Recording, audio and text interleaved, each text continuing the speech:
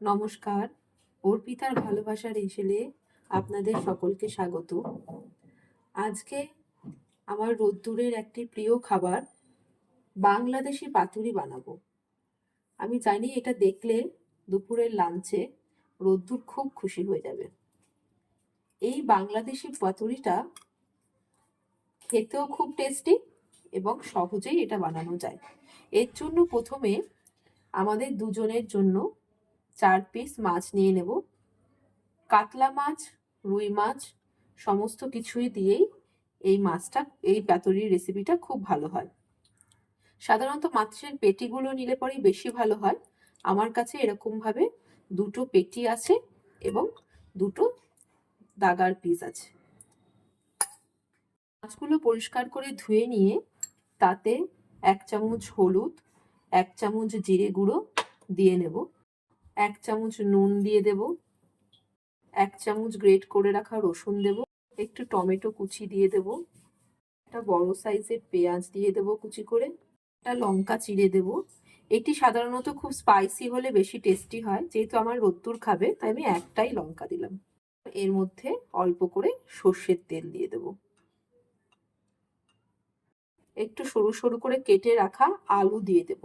এবার হালকা হাতে ভালো করে এই মাছ, সমস্ত মশলা, আলু, টমেটো মেখে নিতে হবে। প্যান বসিয়ে তাতে একটু সর্ষের তেল দিয়ে নিতে হবে। তেলটা গরম হয়ে এলে আস্তে আস্তে মাছগুলো বসিয়ে দিতে হবে।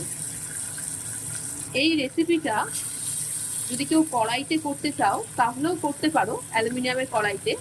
তারে ওই কড়াইয়ের মধ্যে একটু কলা পাতা দিয়ে দেবে। কলা পাতার ওপরে এটা পড়বে। সেই কলা পাতার বা লাউ পাতাও যদি দিতে পারো, লাউ পাতার মধ্যে দিয়েও করতে পারো। তাহলে সেই ক্ষেত্রে সেই লাউ পাতাগুলোও ভাতের সাথে মেখে খেতে খুব সুস্বাদু লাগবে।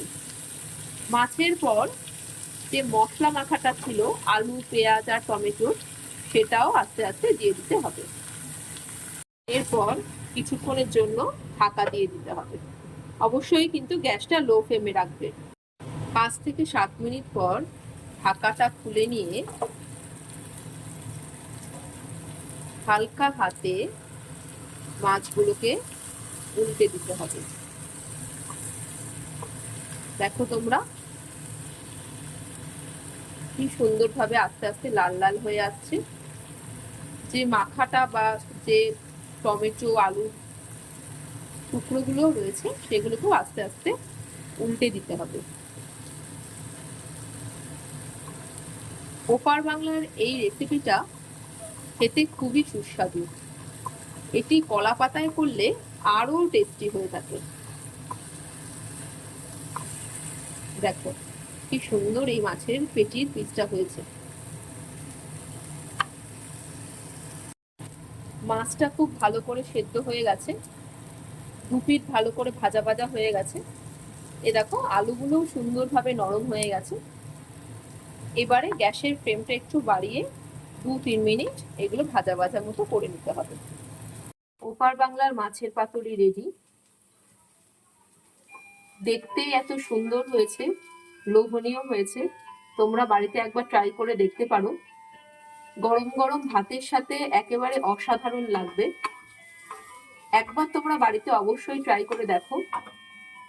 যাদের হয়তো কোনো কারণে শরীরের খারাপ রয়েছে, মুখের স্বাদটা নষ্ট হয়ে গেছে, তারা এটা একটু স্পাইসি ভাবে বানিয়ে দেখতে পারো, খুবই সুস্বাদু লাগবে। হ্যাঁ, বানালাম একটু তোমার জন্য। কেমন হয়েছে খেয়ে বলো তো।